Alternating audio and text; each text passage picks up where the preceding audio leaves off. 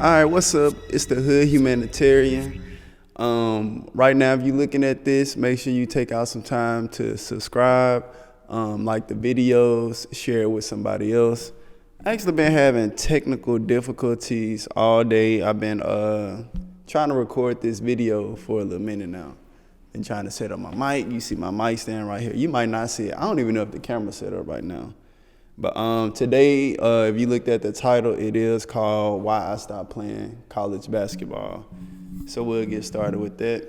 I do want to give a big shout out to IDT Clothing. So make sure y'all go follow them on Instagram and also the Maroon Republic. All right. So we get straight into it. I got a nice mic, but I got to make sure I don't cut it off. And then again, it's a straight shot. Like we really just getting everything out the mud right now. So out of high school, I had a few offers, a few small offers. I had a junior college by the name of Bossier Parish Community College. Had a school from Shreveport called LSU Shreveport. Then I also had another school called LSU Alexandria. I ended up picking Bossier Parish Community College the first year for junior college because they gave me a full ride. I also had a school in California called Kenyatta College. It's spelled just like Canada. But yeah, I took the full ride. I actually went to 4 schools in 5 years. I know, 4 schools in 5 years. So basically, I signed to this school. When I say the school, it's a nice small junior college. Everybody in the city who wants to like get their credits and everything before they go to a bigger school, it really prepares you to go to the next level academically. Now, at the time that I was there, sports was terrible. Women's basketball was good, but men's basketball, oh my God, this is the worst team that I've ever been on. The coach, if the coach is watching this, I'm just being honest. Everybody knows this. They really just got him straight out of the building. Like, I don't really think he knew anything about basketball. He really never showed up to practice. We had another assistant coach who ran practices, and he just showed up for, like, the game times. But he took care of everything behind the scenes. So, but a real cool guy gave me a full ride, so I am thankful for that. I remember I had to play a scrimmage another high school. I had to scrimmage another high school so he could like actually see me play. And after that, he was like, you know what? I'm going to give you a full ride, pay for your books, your tuition. You'll get a lot of refund money. You'll have your own apartment or whatever. I'm like, what? I'm good. So I get there. I meet my teammates. I actually met like a guy that's like my brother to this day. He had already played a year in college and actually got player of the year in the D2 NJCAA. But yeah, we played that season, and it was hard to win a game. We ended up winning 4 games, but in the year, I played the year of 2014, 2015. When 2015 hit, we didn't win a game. We won 1 conference game, and our conference is pretty tough. But like we just didn't have the chemistry. We would have a lot of games where it would just be like very close, but we just could never win. So the school in California, I have been keeping contact with them. I've been working out. I've been saving all of my money, just trying to make sure I can transfer to that school. So I took a visit around April 2015 to go to Kenyatta College, which is another D2, I mean not D2, but another junior college school. And this school was beautiful. I'm talking about they had a school in the mountains, in the cliffs. I met the players. They were cool. They had actually made the Final Four in California because California does like state playoffs. Everybody had offers. Everybody had multiple offers. I went out there, balled out, and it went great. The coach actually wanted me to come there, but the problem was in California, they don't give scholarships for non-Division I sports, or at least junior college. So you really just got to pay out of pocket. But I was willing to do that. I ended up not going to that school because the coach, he wanted to get some like apartments for like the team, and that never fell through. So at the end of the summer, I'm like scrambling. I'm like, I got to get back in school. I already told the coach at this first school, I'm not coming back because I just could not just waste my talent at this school, at the worst school in the conference, probably one of the worst schools in the country, basketball-wise at that time. So, yeah, I enrolled in Southern University in Shreveport, Louisiana. So this was another junior college. My goal was like, I'm trying to get to D1 so I can go to a school that fits me and I can just ball out. So I get to Southern University in Shreveport, and I know for a fact I'm redshirting there. I do not want to play here. Yeah, I know for a fact I do not want to play here. Sorry about that call. That's a recruiter right there. No, I'm just joking. But yeah, I know for a fact I did not want to play there. So what I did, I just redshirted that year. Worked out that whole year. I worked out with the team for a little bit, but they just did too much running for me. And I was like, I'm not training to be on a track team. So I just started working out on my own, but the coach was like cool enough to like still have me on the team. So yeah, I hated that school. I really didn't even talk to that many people until like the spring semester. When they had like the spring games or whatever. So I would like ball out there.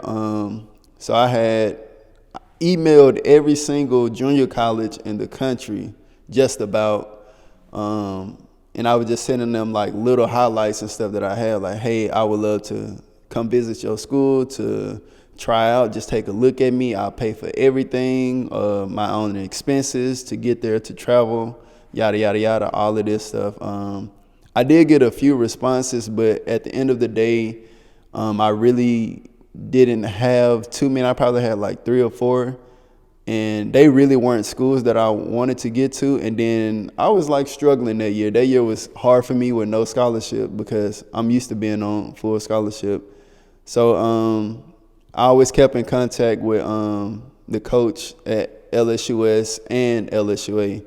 Also another coach at University of Louisiana Monroe, but he ended up leaving that school. He was an assistant coach. So I was like, man, look, I'm just going to LSU Shreveport. It was either LSU Shreveport or LSU Alexandria. LSU Alexandria or LSUA, that was the first school to like show interest in me. But I was like, I'm from Shreveport. You know what? Let me just put on for the city. So my sophomore year, because I redshirted, this is my 3rd year in college and also my 3rd school. So I actually played there. And when I say we had a good team, we was balling. We had a lot of complications, but like we were a good team, and we had a lot of talent. So my sophomore year, we got a lot of older guys. We got a lot of D1 transfers, some All-Americans, whether they made All-American in junior college, NAIA, and also like high school. So we had some really good players. So I ended up going to LSU Shreveport, and mind you, I love LSU Shreveport, like the area, like the school environment. I feel like, like I was involved a lot, had a lot of people around, a lot of support, so that was fun. I actually came off the bench like the first beginning of the season, and then like a few players started to like slip behind with grades or like get kicked off, so I was like working really hard, and I actually ended up starting after we played our Division I games. So I actually ended up starting. I was averaging about 10 points. I'm talking about a young sophomore just coming in, playing defense, getting hustle points, all of this. It was great. We started our conference 4-1. And then after a break, we came and we played Jarvis Christian. I'll never forget this. I was kind of having like a slow start to the game or whatever. And I remember I was just trying to like get a bucket or whatever. So I caught the ball on like the wing, and I was going to pull up for a shot. I actually did pull up for the shot. And I shot the ball. I elevated on my shot, but when I came down, the defender was under me. So I came down on my ankle, and I sprained that pretty bad. So immediately I was out of that game. We had another game the next day. And I remember like laying on the ground, I'm hurt or whatever. My teammate, somebody else come pick me up. And then the coach, he walks over and he was like, "Are you going to be able to play tomorrow?" And I was like, "Yeah, I'll be able to play tomorrow." And I know for a fact I couldn't play. So like the next day I was in like the trainer room all day, like rehabbing my ankle, getting stem treatment, ice. everything, like doing foot exercises like ABCs, all of this stuff, tape, everything. Tried to suit up that night, and I just couldn't play. Like it just wasn't happening. I barely could really walk. I was on crutches. So I had to sit out that game. And the one thing about college, no matter who you are, it's always next man up. So that's exactly what happened. The next person stepped up. And me as a sophomore, I'm the only sophomore on the team, and we have 2 freshmen. Everybody else is like upperclassmen. Everybody else is actually a senior. So I was like, man, I got to get back in it. Like, I got to get back on the court ASAP. So I still was doing my treatment or whatever, and I was in no condition to actually be playing. My ankle was the size of a tennis ball. So the following games, I was like trying to come in, I was trying to play, and I just wasn't the same. I tried to rush the process, and it really backfired on me. But that showed me, it was like, okay, like once you get hurt or something, like a coach can actually forget who you are. Like it's next man up. So I'm like, man, I'm a sophomore. I got 2 more years. I've been wanting to go Division I this whole time, so I can chase my dreams of like. So yeah, I put in my permission to contact. Got in with my people. I took a visit down there. I had one of my best friends in college. They actually drove me like an hour away in the rain. Like it was actually storming. So I went to visit the coach. Everything was great. He was like, yeah, we just got to make sure you got enough transferable credits. And if you do, you can enroll. You'll have to sit out your first year because you transfer to a Division I. You'll be able to play your senior year. I'm like, cool. And mind you, this team is terrible. This team doesn't even make the conference tournament. Northwestern State University still hasn't made a conference tournament. But so yeah, I transferred to the school because everything is good. My grades are good.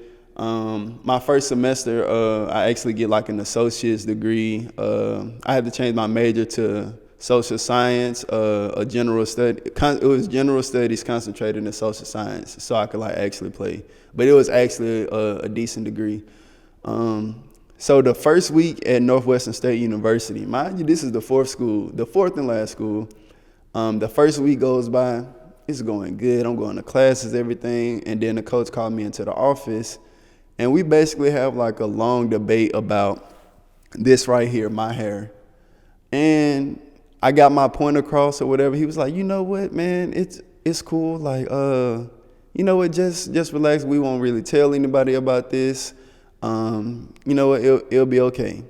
So I'm like, okay. So I go through the whole year. I'm working out by myself. I actually record for the team a little bit. I show up to the practices and everything. And mind you, I know that I'm better than, no disrespect to anybody, but I know I was better than all of the guys that were on the team because I actually got to play against some of them like in like open gyms and stuff. And, you know, skill-wise, I was clearly better than them because like the record showed also. No shade though. But yeah, so it's the summertime now, and they have like a JV program or something. I'm like, what are you talking about, like JV? So the coach called me to the office, and he was like, what did we talk about earlier in the year? I was like, me playing basketball. Like that's why I transferred here. That's why I took the visit, all of this stuff. And he was like, David, look at that picture. So I know what he's talking about. I look at the picture. He was like, tell me, what do you see? I was like, I see a team picture. I was like, everybody got the same jersey, all of that. He was like, you notice anything? I was like, no, but I know what he's talking about. He's talking about hair because everybody has their haircut. He was like, the hair, David. And I was like, is that what this about? Like, we already talked about this. So this is literally like some of the most like racist stuff I've ever experienced in my life.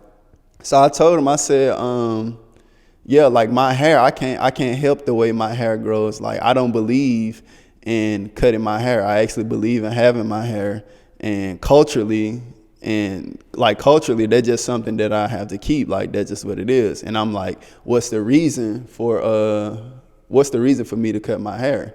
And he immediately raised his voice. He was like, so you're calling me a racist and you're telling me how to run my program? And I was like, what? I looked at the other assistant coach because there was another assistant coach there, and I was just so surprised. I was like, is he talking to me? So we had this long debate or whatever, and I keep asking, like, what does me cutting my hair have to do with basketball?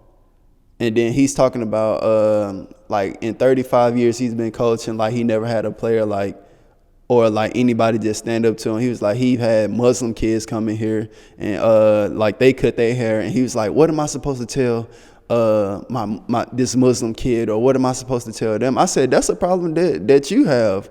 Like, you the reason that they've been cutting their hair. And for a lot of people that don't know, Northwestern State University was the last school to integrate in Louisiana. And also in like the 70s, they had a rule, they had a ban against what they call cornrows, which are braids. That's actually a slave plantation, because it's like actual rows. So, and I know this because one of the guys that works in the cafeteria, he actually told me about this. Because he went to school in the 70s at Northwestern, but he was like, the students had like a protest or whatever. So that history is still there with black men in their hair. And the reason why I say black man, because one of my friends from high school actually went to Northwestern State University. He had full long hair and a beard. I actually have a picture of this. I've played against him, but it was only a problem for the black players. So I actually went to the dean of, I was trying to get to like the dean of the school or whatever, or like the president, but they had one that was over like inclusion and diversity or something like that. So I reached out to her. I actually met with her, told her what was going on, and she was like, "Oh, we're friends." She was talking about her and the coach. She's like, "We're friends. Yeah, we call him Opie because he always has like a smooth face, no facial hair." And Opie is supposed to be a guy from like some old show, the Andy Griffith show. I don't even know. But she's like, "Do you want me to talk to him? I think I can talk to him. Like, we're friends." I was like, "Nah, like I already had this discussion with him twice. Like, this is like, I actually transferred here like for basketball, and he never talked to me about this until a week after school." She was like, "Okay, you can do like a formal or informal complaint, but are you sure you don't want me to talk to him?" I was like, "Please don't talk to him." So I'm like, we get out of the meeting, and I feel like she went to go talk to him, because the next day I actually have this conversation recorded on my phone. I get a call from the assistant coach that was there, and I'm leaving out so many key components, but he was telling me, he's like, "Yeah, you're going to be ineligible going into your 5th year because you redshirted a year." He's like, "You need 89 credits. So you are ineligible to play." Mind you, the academic counselor looked over my transcripts. Also, I never made less than a 3.1 GPA while I was at Northwestern. And I had 110 credits going into my senior year. And I actually have this conversation on my phone. But just going back to like the conversation, they would try to like good cop, bad cop me. And the assistant coach, he was telling me, he was like, "Okay, let's say you're on a subway or whatever." And he was like, "Let's say you're a bum." He's like, "I'm not calling you a bum, but let's say you look like a homeless guy and you're trying to get some change to catch the bus or whatever. And let's say you're the same guy, but you actually dress up, you look nice, you got a suit on, everything, and you ask for change. The guy who's dressed up, he gets more money." I was like, that's not the point, who gets more money. It's about who's getting home. Like, if this guy is so fresh or so clean or whatever, why is he asking for money just like this other person? So they just tried to good cop, bad cop me the whole time. And the assistant coach was telling me, by the way, these coaches, one is named Mike McConaughey, who's still at Northwestern State and they haven't won a game. The other coach, I forgot his name, but I'll probably come to it. But yeah, so they telling me all of this stuff, like really just going back and forth. And I was like, me cutting my hair is like telling Rosa Parks to just go get another seat. Like, that's like telling Rosa Parks, like, "Hey, just go to the back of the bus.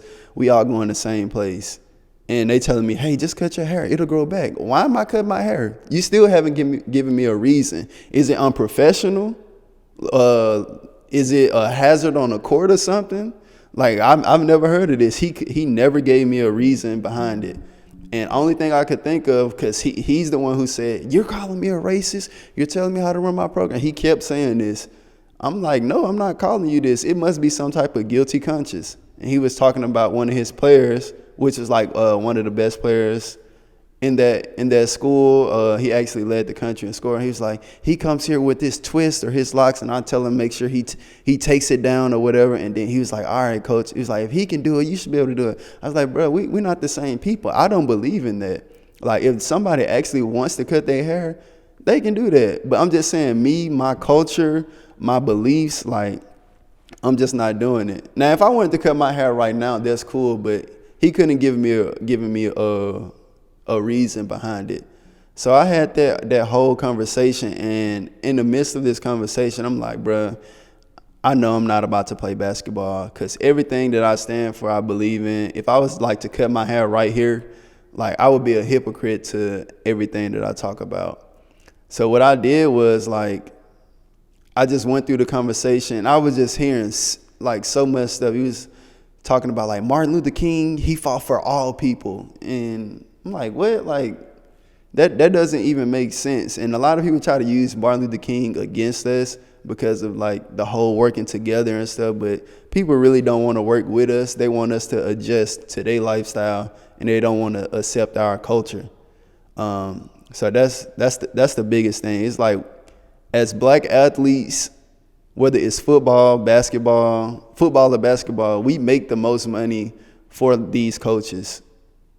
Like, we the reason why their programs exist. I'm like, if he has a problem with black players, and the reason why I'm saying black players, because this is intentional. I'm not the only player that went through this. So yeah, what I was saying is, like, the reason why we going through this is because, like, one, like, nobody is really stepping up, and two, it's kind of like manipulating, taking advantage of people. Like, that was my last year. I actually could have transferred to another school, but I was like, bro, I've been to too many schools. Like, I'm just giving up. So I just stood for what I believed in, and I didn't cut my hair. I actually ended up trying out with the Spurs, the G League Spurs, which is Austin Spurs, in September 2018. That went great, by the way, but I ended up not getting picked up. They only took 2 players this time. They usually take 4. But yeah, so I had to go through that. And what was hard about it, it was like, how am I going to finish my senior year? Because I still had a whole senior year. So I immediately was like depressed after that, because I was in school for basketball. Like, I was taking care of my grades and everything, but my goal was basketball.